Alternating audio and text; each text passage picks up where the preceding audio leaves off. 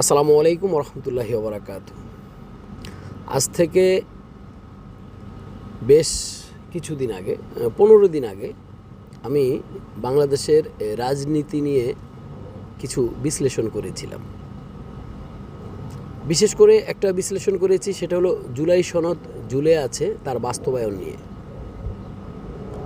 এই বিশ্লেষণে আমি বলেছিলাম যে জুলাই সনদ চূড়ান্ত কার্যকারী না হওয়া পর্যন্ত ইউনূস সরকার নির্বাচন দিবে না।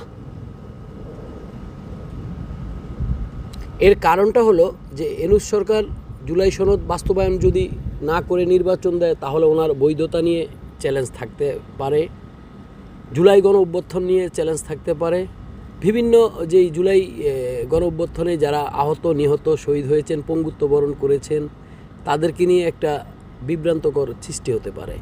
সব কিছু মিলিয়ে আমি বলেছিলাম, আমার সাথে যারা তর্ক বিতর্ক করেছিল বলছে না আপনি কিছুই বুঝেন না, আপনি কিসের রাজনীতি বিশ্লেষক বা এটা সেটা ওটা। বিশেষ করে আব্দুল সালাম মাঝি, বিশেষ করে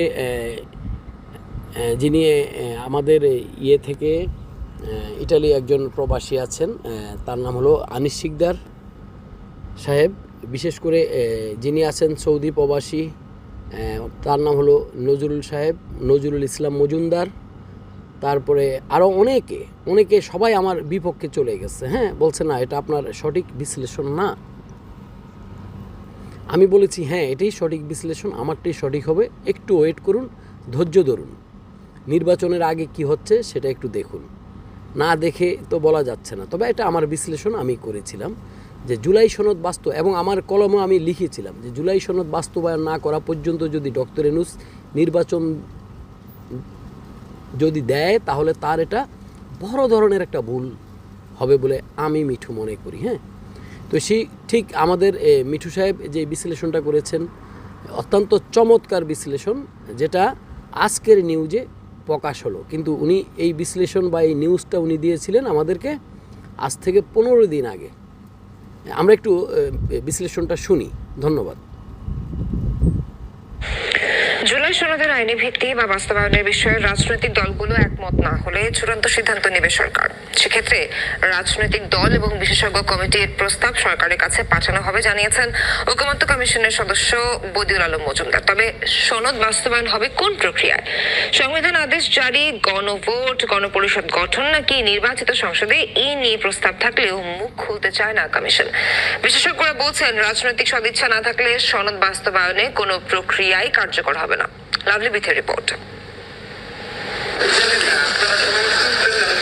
দেখুন, রাজনীতিবিদরা যদি এটার সাথে কোনো প্রক্রিয়া দিন না করে, তাহলে এটা বাস্তবায়ন হবে না, এটা সঠিক কথা। এটা বাস্তবায়নের আমি যেটা মনে করি কয়েকটা গুণাবলী আছে। একটা হলো দিক আছে, সেটা হলো সকল রাজনীতিবিদ এটাকে স্বাক্ষর করতে হবে। আরেকটা হলো সকল রাজনীতিবিদ যদি এটাকে স্বাক্ষর না করে, তাহলে সরকার গণভোটের দিকে যেতে পারে। তাহলে এখন গণভোটের দিকে গেলে আরও অন্য কিছু প্রক্রিয়াধীন আছে। তো এখন সব কিছু মিলিয়ে আমার কথাটাই ওনারা বলছেন, যেটা আমি বলেছিলাম আজ থেকে 15 দিন আগে।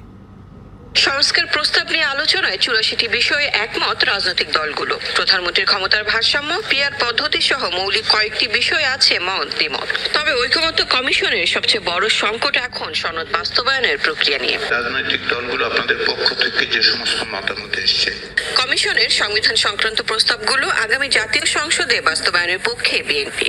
জামায়াতে ইসলামী চায় নির্বাচনের আগে রাষ্ট্রপতির বিশেষ আদেশ বা গণভোট, আর এনসিপি এই ক্ষেত্রে গণপরিষদ গঠনের পক্ষে। তার একটি হচ্ছে গণভোট। এই অবস্থায় বাস্তবায়ন প্রক্রিয়া নিয়ে দলগুলো শেষ পর্যন্ত একমত না হলে সরকারের কোর্টে যাবে বল। যদিও অন্তর্বর্তী সরকারের জুলাই সরকারের কোর্টে যাবে বল সরকারের কোর্টে বল যাও মানে কি বুঝেন? জি শুনি, আরেকটু শুনি। পত্রে বলা হয়েছে নির্বাচিত সংসদে বাস্তবায়ন করবে সংস্কার প্রস্তাব।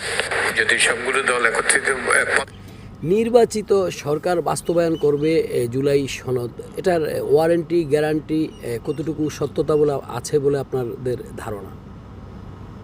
কারণ নির্বাচনীয় সরকার এটা আসলে বাস্তবায়ন করবে কি করবে না, তার ভিতরে একটু সন্দেহ থেকে যায়। তার জন্যে ডক্টর ইউনূসের বড় চ্যালেঞ্জ হলো বিশেষ করে বাংলাদেশের এই মুহূর্তে জুলাই সনদ সকল রাজনৈতিক দলকে নিয়ে বাস্তবায়ন করে নির্বাচন দেওয়া, আর যদি কোনো রাজনৈতিক দল জুলাই সনদে বা কোনো রাজনৈতিক দল না আসতে চায়, যে কোনো রাজনৈতিক দল হতে পারে, তাহলে একটা গণভোট দেওয়া। এটি হলো তার জন্য চ্যালেঞ্জ। আমরা একটু মজুমদার সাহেবের কথাগুলো শুনি। তাহলে চার্টার সাইন হবে, আমরা আশা করি যে তা ঘটবে, এবং এরপরে এটা কিভাবে বাস্তবায়িত হবে, তারা যদি রাজনৈতিক দলগুলো যদি একমতে পৌঁছে, ঐক্যমত্যে পৌঁছে, তাহলে তো ভালো, তা না হইলে সরকারকে সেই সিদ্ধান্ত নিতে হবে। Good, very good. আমি এটাই বলেছিলাম যে সরকারকে সেই সিদ্ধান্ত নিতে হবে। জি, জানা গেছে রাজনৈতিক দল ও বিশেষজ্ঞ কমিটির সাথে আলোচনার ভিত্তিতে সনদ বাস্তবায়নের ক্ষেত্রে সংবিধান আদেশ জারি ও গণভোটের উপর জোর দিচ্ছে এই কমিশন। নতুনভাবে আলোচনা হচ্ছে আপিল বিভাগের মতামতের ভিত্তিতে গণপরিষদ গঠনের প্রস্তাবও। এখনো এগুলো চূড়ান্ত হয়নি, প্রস্তাব হয়তো দুটো হইতে পারে, যেমন যেগুলোতে ডিসেন্ট নাই এটা একটা প্রস্তাব, সবগুলো হানা, আর একটা হলো যেগুলোতে ডিসেন্ট আছে সেগুলোতে হানা। এখনো এগুলোর সিদ্ধান্ত হয়নি। 9টি বিষয়ে একমত না, 2টি বিষয়ে একমত, সেক্ষেত্রে স্যার এটার প্যাটার্নটা কিরকম হবে? মানে টোটাল উনি সাংবাদিক বলছে যে 9টি বিষয়ে সব রাজনৈতিক দল একমত, আর 2টি বিষয়ে কিছু রাজনৈতিক দল দ্বিমত। হ্যাঁ, তো সব কিছু মিলিয়ে ওনার কাছে সাংবাদিক প্রশ্ন করতেছে, মনোযোগ দিয়ে শুনবেন। ধন্যবাদ। এই যে আরো কয়েকদিন আছে, আমরা এইসব বিষয়ে সিদ্ধান্ত নেওয়া হবে। জুলাই সনদের বিষয় যাক, আসলে এ পর্যন্তই শেষ।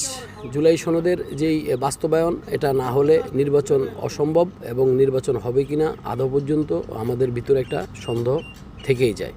ধন্যবাদ অতিথিবৃন্দু, ধন্যবাদ সবাইকে। আসসালামু আলাইকুম রহমতুল্লাহি ওবারাকাতু। সবাই অবশ্যই আমার এই বিশ্লেষণটা 15 দিন আগে করেছিলাম, সবাই অবশ্যই এটা শেয়ার করে দিবেন। ধন্যবাদ সবাইকে।